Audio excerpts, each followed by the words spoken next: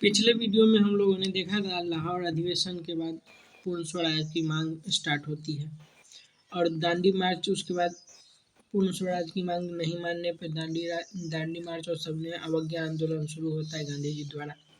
उसके बाद गोलमेज सम्मेलन होता है जिसमें पहला में कांग्रेस भाग नहीं लेता है जिससे असफल हो जाता है। उसके बाद दूसरा गांधी इरविन पैक्ट होता है जिसमें गांधी और इरविन के बीच समझौते होते हैं, जिसमें इरविन गांधी जी को मनाता है दूसरे गोलमेज सम्मेलन में शामिल होने के लिए। उसके बाद दूसरा गोलमेज सम्मेलन होता है जिसमें गांधी जी शामिल होते हैं, परंतु इसका भी कुछ लाभ नहीं होता है, ये भी असफल रहता है। और इसके बाद जो ब्रिटिश प्रधानमंत्री है वो बिना भारतीयों की राय के सांप्रदायिक पंचायत की घोषणा कर देता है, जिसको आगे हम लोग पढ़ेंगे। और उसके बाद तृतीय गोलमेज सम्मेलन होता है। तो आगे उसके बाद पढ़ते हैं गोलमेज सम्मेलन प्रथम के बाद गांधी इरविन पैक्ट के बाद दूसरा कराची अधिवेशन में गांधी जी को जाने की इजाज़त मिलती है गोलमेज सम्मेलन में। उसके बाद द्वितीय गोलमेज सम्मेलन होता है जिसमें गांधी जी कांग्रेस के प्रतिनिधि के रूप में उनके साथ सरोजिनी नायडू भी बैठक में भाग लेने जाती है। और द्वितीय गोलमेज सम्मेलन में भारत के अन्य दल के प्रतिनिधियों ने भी बैठक में भाग लिया। एनी बेसेंट और मदन मोहन मालवीय स्वयं के खर्च पर लंदन गए और बैठक में भाग लिया। उसके बाद पत्रकार जो थे फ्रैंक मोरिस, उन्होंने गांधी जी को अर्धनग्न फकीर कहा था।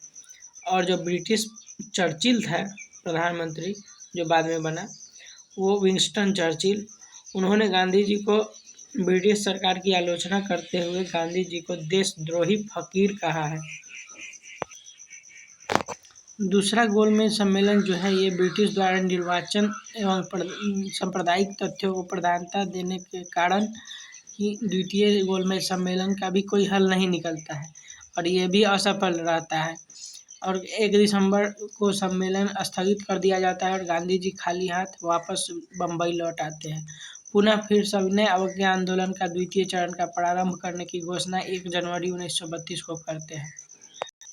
इसके बाद गांधी जी सविनय अवज्ञा आंदोलन के द्वितीय चरण की शुरुआत करते हैं, जिसमें प्रथम चरण के कार्यक्रम को आधार बनाते हुए वही मांगों को रखते हैं और अंग्रेजों ने पुनः प्रारंभ हुई आंदोलन को दबाने का प्रयास किया और कांग्रेस को प्रतिबंधित घोषित कर गांधी, नेहरू सहित सैकड़ों नेताओं को गिरफ्तार करके जेल में डाल दिया। और उसके बाद सांप्रदायिक पंचायत की घोषणा कर देता है 16 अगस्त 1932 को ब्रिटिश प्रधानमंत्री रैमजे मैकडोनाल्ड, जो कि गोलमेज सम्मेलन की असफलता के बाद निर्णय लेता है। भारत में दलितों के लिए पृथक निर्वाचन व्यवस्था की घोषणा करता है 16 अगस्त 1932 को। पृथक निर्वाचन व्यवस्था क्या होता है? तो पृथक निर्वाचन व्यवस्था में प्रतिनिधि और वोटर दोनों किसी विशेष वर्ग जिसके प्रति पृथक निर्वाचन पद्धति लागू है वही आरक्षित वर्ग वोट भी कर सकता है और प्रतिनिधि के रूप में खड़ा भी हो सकता है, जैसे कि मुस्लिम और दलित के लिए किया गया। वहीं आरक्षण में प्रतिनिधि आरक्षित हो सकता है लेकिन वोट देने का अधिकार सभी को होता है। तो ये अंतर है पृथक निर्वाचन और आरक्षण में। तो सांप्रदायिक पंचायत की घोषणा करने के तहत दलितों के लिए प्रांतीय चुनाव के 71 सीट पृथक निर्वाचन घोषित किए गए। जब गांधी जी ने सांप्रदायिक पंचायत के विरुद्ध 20 सितंबर 1932 को यरवदा जेल में आमरण अनशन प्रारंभ किया। उसमें मदन मोहन मालवीय के प्रयासों से गांधी जी और भीमराव अंबेडकर के मध्य एक समझौता का निर्धारण किया गया, जिसमें पूना पैक्ट के नाम से जाना जाता है। और इस पूना पैक्ट में गांधी जी और भीमराव अंबेडकर के बीच में समझौता किया जाता है और उन्हें मनाया जाता है कि कैसे सांप्रदायिक पंचायत हमारे समाज के लिए, भारतीय समाज के लिए हानिकारक है और समाज को तोड़ने का काम कर रहा है। तो इसके निराकरण के लिए कोई अन्य ये समाधान ढूंढा जाए। फिर पूना पैक्ट में महात्मा गांधी व भीमराव अंबेडकर के मध्य बैठक हुई और उसका उद्देश्य सांप्रदायिक पंचायत का समापन या उसके विषय में चर्चा थी। और निर्णय क्या लिया गया? तो 71 पृथक निर्वाचन क्षेत्र की जगह 148 आरक्षित सीट प्रांतीय चुनाव में दिए गए तथा केंद्रीय सदन में 18% आरक्षण कर दिया गया दलित समाज के लिए या पिछड़े वर्ग के लिए। गांधी हिंदुओं की तरफ से मदन मोहन मालवीय तथा दलित की तरफ से भीमराव अंबेडकर ने पैक्ट या समझौता पर हस्ताक्षर किए। गांधी उस समय जेल थे, इसलिए मदन मोहन मालवीय ने उनके तरफ से समझौता का हस्ताक्षर किया। गांधी जी ने पूना के बाद हरिजन उत्थान के विशेष ध्यान देने का कार्य किया और 1934 तक सविनय अवज्ञा आंदोलन को समाप्त कर दिया। फिर तृतीय गोलमेज सम्मेलन होता है 17 नवंबर 1932 से 24 दिसंबर 1932 तक। इस सम्मेलन में 46 प्रतिनिधियों ने भाग लिया। कांग्रेस ने सम्मेलन का बहिष्कार किया पुनः, और यह सम्मेलन भी असफल रहा। इसके बाद ब्रिटेन द्वारा भारत में संवैधानिक सुधार हेतु 1933 को श्वेत पत्र जारी किया गया, जिस पर आधारित भारत शासन अधिनियम 1935 लागू किया गया। गांधी जी हरिजन उत्थान कार्यक्रम का उत्थान करते हैं, शुरुआत करते हैं। 1932 में गांधी जी ने जेल से हरिजन सेवक संघ की स्थापना की और उन्होंने हरिजन नामक समाचार पत्र चलाए। गांधी जी ने छुआछूत विरोधी लीग की स्थापना की। 1934 में बिहार भूकंप को उन्होंने सवर्ण हिंदुओं का दैवीय दंड बताया। फिर 1934 में पुणे में उनकी गाड़ी पर बम फेंका गया और गांधी जी ने स्वयं को 1934 में सक्रिय राजनीति से अलग कर लिया और हरिजनों के उत्थान के लिए कार्य करना प्रारंभ किया। तो अभी तक हम लोगों ने देखा कि कैसे सविनय अवज्ञा आंदोलन के प्रथम चरण, उसके बाद गांधी इरविन पैक्ट, जिसमें गांधी और इरविन के बीच समझौता होता है। उसके बाद द्वितीय गोलमेज सम्मेलन होता है, जिसमें सविनय अवज्ञा आंदोलन के द्वितीय चरण का शुरुआत होता है। उसका सांप्रदायिक पंचायत होता है 16 अगस्त 1932 को, और उससे समझौता करने के लिए पूना पैक्ट होता है भीमराव अंबेडकर और गांधी जी के बीच। और तीसरे गोलमेज सम्मेलन में फिर पुनः उसके बाद भारत सरकार का शासन अधिनियम लागू कर दिया जाता है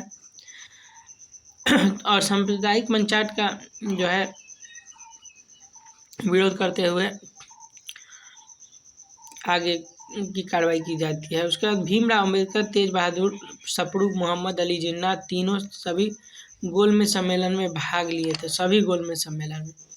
और भारत सरकार नियम 1935 भारत शासन अधिनियम जिसको कहते हैं, इसको जानते हैं इसमें क्या हुआ था। तो ब्रिटिश पृष्ठभूमि में साइमन कमीशन, नेहरू रिपोर्ट, पूर्ण स्वराज की मांग, सविनय अवज्ञा आंदोलन, गोलमेज सम्मेलन, श्वेत पत्र की घोषणा, ये सभी के कारण जो है भारत सरकार अधिनियम लाया जाता है, क्योंकि ये सभी असफल रहते हैं और देश में सांप्रदायिक भावना का विकास हो रहा था, अशांति फैल गई थी। तो इस कारण भी ये श्वेत पत्र के द्वारा भारत शासन अधिनियम की घोषणा की गई। भारत शासन अधिनियम में क्या क्या प्रावधान किए गए, तो इसमें भारत के अखिल भारतीय स्वरूप को स्वीकार किया गया। केंद्र में 2 सदनीय व्यवस्था लागू की गई। कार्यपालिका और विधायिका का पृथक्करण किया गया और गवर्नर जनरल या वायसराय जिसको कहते हैं, वो शक्ति कार्यपालिका की सर्वोच्च होती थी। और संघ सूची व राज्य सूची एवं समवर्ती सूची के विषयों को विभाजित कर दिया गया। दिल्ली के सर्वोच्च न्यायालय की स्थापना का प्रावधान किया गया। भारत में एक केंद्रीय बैंक जिसको RBI आज कहते हैं, उसकी स्थापना का प्रावधान किया गया या स्थापना किया गया। प्रांतीय स्वायत्तता का प्रावधान किया गया, अर्थात राज्य की शासन को मान्यता दी गई। राज्य के द्वैध शासन को समाप्त कर दिया गया, हालांकि केंद्र में द्वैध शासन लागू किया गया।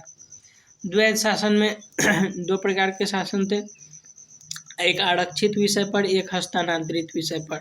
जिनका कार्य गवर्नर जनरल अपनी कार्य परिषद के सहायता से करता था, वो आरक्षित विषय में आते थे, जैसे विदेशी या रक्षा या संचार क्षेत्र। और हस्तांतरित विषय वे थे जिसमें मंत्री परिषद की सहायता से निर्णय लिए जाते थे। इस अधिनियम द्वारा वर्मा को पृथक कर स्वतंत्र घोषित कर दिया गया और निष्कर्ष के रूप में हम यह कह सकते हैं कि यह भारत का सबसे व्यापक अधिनियम था, लेकिन ब्रिटिश द्वारा इसे पूर्ण रूप से लागू नहीं किया गया। इसके अधिकांश प्रावधानों को स्वतंत्रता के बाद भारतीय संविधान में जोड़ा गया था। तो ये सभी मुख्य भाग थे आगे के। तो अभी तक हम लोगों ने देखा पूर्ण स्वराज की मांग, उसके बाद सविनय अवज्ञा आंदोलन की शुरुआत, उसके बाद गोलमेज सम्मेलन जो 3 हुए, और सांप्रदायिक पंचायत की इसी बीच घोषणा, और उसके बाद पूना पैक्ट समझौता। अब आता है 1935 का अधिनियम, उसको हम लोगों ने थोड़ा देखा, और आगे प्रांतीय चुनाव ये सब अगले वीडियो में देखेंगे। ये सभी क्या पढ़ रहे हैं हम, तो ये सभी पढ़ रहे हैं गांधी युग की घटनाएं, जो कि 1917 या 1947 के बीच की घटित घटनाएं हैं, तो उनको एक एक करके पढ़ रहे हैं।